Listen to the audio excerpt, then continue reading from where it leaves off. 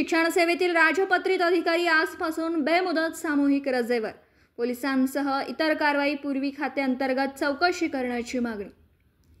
गेली 3 ते 4 महिन्यापासून नागपूर विभागातील शालार्थ प्रकरण सातत्याने चर्चेत आहे. अशातच काही दिवसांपूर्वी नागपूर शिक्षण विभागातील काही वरिष्ठ अधिकारी व कर्मचाऱ्यांना पोलिसांनी अटक केली.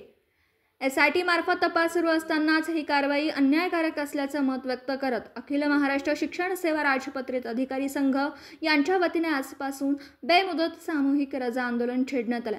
यामध्ये बुलढाणा जिल्ह्यातील शिक्षणाधिकारी, प्राथमिक, माध्यमिक यांच्यासह इतर अधिकारी आंदोलनात सहभागी झाले.